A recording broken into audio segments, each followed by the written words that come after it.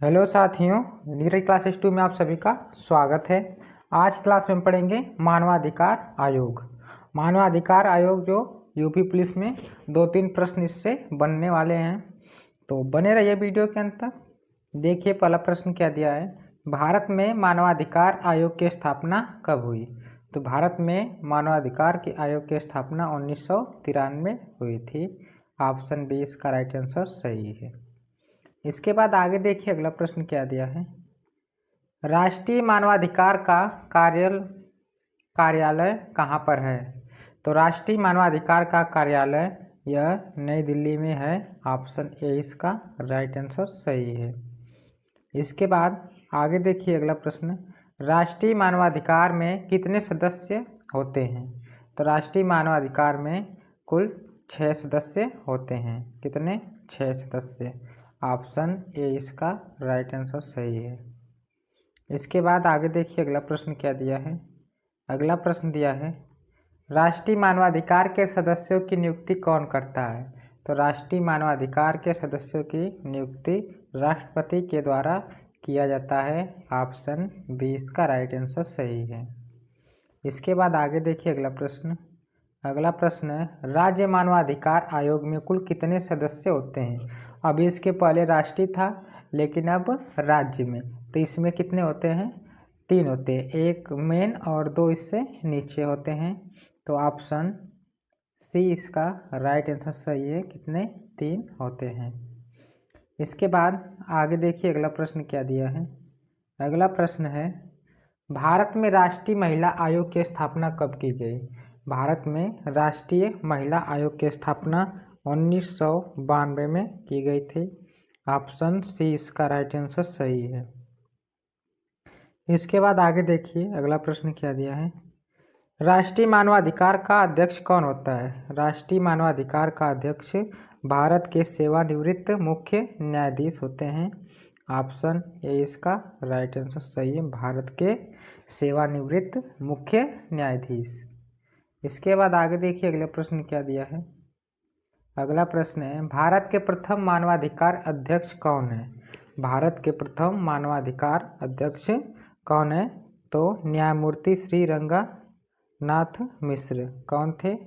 न्यायमूर्ति श्री रंगनाथ मिश्र या Mishra. Option C इसका राइट आंसर सही है। इसके बाद आगे देखिए अगला प्रश्न क्या दिया है, राज्य मानवाधिकार आयोग के सदस्य और अध्यक्ष को नियुक्ति किसके द्वारा दी जाती है? तो यह राज्यपाल के द्वारा दी जाती है। जो राज्यपाल होते हैं राज्य के, वही इनकी नियुक्ति करते हैं। ऑप्शन बी इसका राइट आंसर सही है। इसके बाद आगे देखिए, भारतीय संविधान का मुख्य निम्नलिखित में से कौन सा अनुच्छेद बच्चों को खतरनाक काम करने से रोकता है?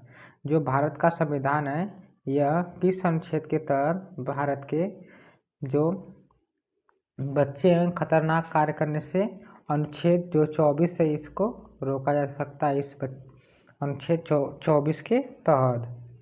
इसके बाद आगे देखिए अगला प्रश्न क्या दिया है। अगला प्रश्न है, भारत में शिक्षा का अधिकार किस अनुच्छेद में गारंटीकृत है? तो यह भारत के अनुच्छेद 21 ए के, किसमें? अनुच्छेद 21 के ए में यह शिक्षा का अधिकार जो है इसमें गारंटी कितने 6 से 14 वर्ष के उम्र तक फ्री शिक्षा देने का अधिकार है।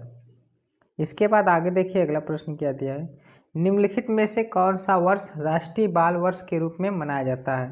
तो इसमें से कौन सा वर्ष जो राष्ट्रीय है? तो 1979। ऑप्शन सी इसका राइट आंसर सही है। इसके बाद आगे देखिए अगला प्रश्न। अगला प्रश्न देखने से पहले अभी जिसने वीडियो को लाइक नहीं किया है तो वीडियो को लाइक करके और चैनल को ज़रूर से ज़रूर सब्सक्राइब करें और वीडियो को शेयर भी कीजिए। देखिए अगला प्रश्न, मानव अधिकार और अमानवीय गलतियाँ पुस्तक के लेखक कौन हैं? तो इस पुस्तक के लेखक है आर कृष्णा अय्यर। कौन है? R Krishna Iyer. Option A इसका राइट आंसर सही है। इसके बाद आगे देखिए अगला प्रश्न क्या दिया है। राष्ट्रीय मानवाधिकार आयोग अधिनियम में किस वर्ष पारित किया गया था? तो यह अधिनियम 2006 में पारित हुआ था। कितने में? 2006। ऑप्शन डी इसका राइट आंसर सही है, 2006। इसके बाद आगे देखिए अगला प्रश्न क्या दिया है। राष्ट्रीय मानवाधिकार आयोग एक, इसके बाद खाली स्थान क्या है? तो यह एक वैधानिक निकाय है। क्या है? वैधानिक निकाय। और इसके बाद बहुपक्षीय संस्था भी है। क्या है? बहुपक्षीय संस्था भी है। तो इसमें ऑप्शन ए और बी होना चाहिए। कौन? ए और सी। ए और सी होना चाहिए, लेकिन संवैधानिक निकाय नहीं है। तो इसमें से ये दोनों सही हो जाएंगे, ए और सी। इसके बाद आगे देखिए अगला प्रश्न क्या दिया है। राष्ट्रीय मानवाधिकार आयोग के अध्यक्ष का कार्यकाल कितना होता है? इसका कार्यकाल 3 वर्ष या 70 वर्ष की आयु तक होता है। कितना? 3 वर्ष या 70 वर्ष की आयु तक। ऑप्शन बी इसका राइट आंसर सही है। इसके बाद आगे देखिए अगला प्रश्न क्या दिया है। राष्ट्रीय मानवाधिकार आयोग के अध्यक्ष की नियुक्ति के लिए गठित समिति में निम्नलिखित में से कौन सा शामिल नहीं है? इसमें से है जो कौन नहीं शामिल है? तो राज्यसभा का अध्यक्ष। ऑप्शन ए इसका राइट आंसर सही है, राज्यसभा का अध्यक्ष। आगे देखिए अगला प्रश्न क्या दिया है। राष्ट्रीय बाल अधिकार संरक्षण आयोग में न्यूनतम कितनी महिलाएं सदस्य होना अनिवार्य है? इसमें से कितनी? तो 2 महिलाएं होना अनिवार्य है। ऑप्शन बी इसका राइट आंसर सही है। इसके बाद आगे देखिए, बच्चों की सुरक्षा एवं मदद के लिए निःशुल्क हेल्पलाइन नंबर कौन सा है? तो बच्चों की सुरक्षा और निःशुल्क हेल्पलाइन नंबर इसमें से 1098 है, 1098 है। ऑप्शन सी इसका राइट आंसर सही है। आगे देखिए अगला प्रश्न क्या दिया है। वर्तमान समय में भारत के मानवाधिकार अध्यक्ष कौन है? तो वर्तमान समय में भारत के अभी फिलहाल में कौन है? तो न्यायमूर्ति अरुण कुमार मिश्रा हैं। इसके बाद ऑप्शन डी इसका राइट आंसर सही हो जाएगा। और एक कुछ दिन के लिए इसके बाद ये हटने वाले भी हैं। इसके बाद आगे देखिए, संयुक्त राष्ट्र मानवाधिकार आयोग की स्थापना कब हुई थी? संयुक्त राष्ट्र मानवाधिकार की स्थापना 1946 में हुआ था। तो ऑप्शन ए इसका राइट आंसर सही हो जाएगा, 1946। इसके बाद आगे देखिए अगला प्रश्न, कौन सा कानून व्यक्तियों और संगठनों के अधिकारों और कर्तव्य को परिभाषित करता है? इसमें से कौन सा कानून है? तो यह नागरिक कानून है। ऑप्शन बी इसका राइट आंसर सही है, नागरिक कानून। आगे देखिए अगला प्रश्न, निम्न में कौन एक राजनीतिक अधिकार नहीं है? तो इसमें से कौन सा एक अधिकार नहीं? मतदाता का अधिकार, इसके बाद चुनाव लड़ने का अधिकार, किसी धर्म को स्वीकार करने का अधिकार और सरकार की आलोचना करने का अधिकार। तो इसमें से किसी धर्म को स्वीकार करने का अधिकार जो है यह राजनीतिक अधिकार नहीं है। ऑप्शन सी इसका राइट आंसर सही हो जाएगा। इसके बाद आगे देखिए अगला प्रश्न क्या दिया है। मानव अधिकारों की सार्वभौमिक घोषणा को संयुक्त राष्ट्र महासभा द्वारा किस वर्ष अपनाया गया था? तो इसको अपनाने के लिए 1948 में ही अपनाया गया था। ऑप्शन ए इसका राइट आंसर सही है। इसके बाद आगे देखिए अगला प्रश्न, Amnesty International organisation of volunteers अभियान चलता है। यह पूरी दुनिया में मानवाधिकारों के लिए चलता है, मानव अधिकारों के लिए चलता है। ऑप्शन ए इसका राइट आंसर सही है।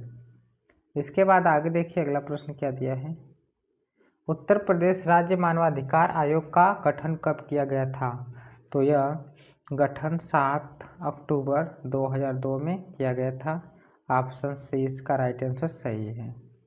इसके बाद आगे देखिए, उत्तर प्रदेश राज्य मानवाधिकार का मुख्यालय कहाँ पर है? जो उत्तर प्रदेश राज्य का मुख्यालय है यह लखनऊ में स्थित है। कहाँ पर? लखनऊ। ऑप्शन डी इसका राइट आंसर सही है। इसके बाद आगे देखिए अगला प्रश्न क्या दिया है। वर्तमान में राष्ट्रीय महिला आयोग के अध्यक्ष कौन है? वर्तमान में राष्ट्रीय महिला आयोग के अध्यक्ष हैं श्रीमती रेखा शर्मा। ऑप्शन सी इसका राइट आंसर सही है, रेखा शर्मा। इसके बाद आगे देखिए अगला प्रश्न क्या दिया है। नीचे कौन सा एक गैर संवैधानिक निकाय है? इसमें से कौन सा एक है जो गैर संवैधानिक है? तो वित्त आयोग एक संवैधानिक है और संघ लोक सेवा आयोग भी एक संवैधानिक है। तो यह राष्ट्रीय मानवाधिकार जो है यह संवैधानिक नहीं है। तो ऑप्शन सी इसका राइट आंसर सही हो जाएगा। इसके बाद आगे देखिए अगला प्रश्न क्या दिया है। अगला प्रश्न है, अंतर्राष्ट्रीय मानवाधिकार का मुख्यालय कहाँ पर है? अंतर्राष्ट्रीय मानवाधिकार का मुख्यालय यह जेनेवा में है। ऑप्शन सी इसका राइट आंसर सही है, जेनेवा। इसके बाद आगे देखिए अगला प्रश्न क्या दिया है। अंतर्राष्ट्रीय मानवाधिकार दिवस कब मनाया जाता है? तो अंतर्राष्ट्रीय मानवाधिकार दिवस यह 30 दिसंबर को मनाया जाता है। ऑप्शन बी इसका राइट आंसर सही है। इसके बाद आगे देखिए, किसी भी अन्य को आंतरिक नहीं किया जा सकता है। यहाँ पर यह खाली स्थान है। और किसी व्यक्ति की आय और लाभों पर आरोपित किए जाते हैं जो इनका भुगतान करता है। तो इसमें से कौन सा है जो इनका भुगतान करता है? तो अप्रत्यक्ष कर है कि वस्तु एवं सेवा कर है कि प्रत्यक्ष करों का कि बिक्री करों का? इसका आंसर आप लोग कमेंट सेक्शन में बताइएगा कि कौन सा सही है। तो 31 क्वेश्चन कंप्लीट होते हैं। मिलते हैं अगले वीडियो में।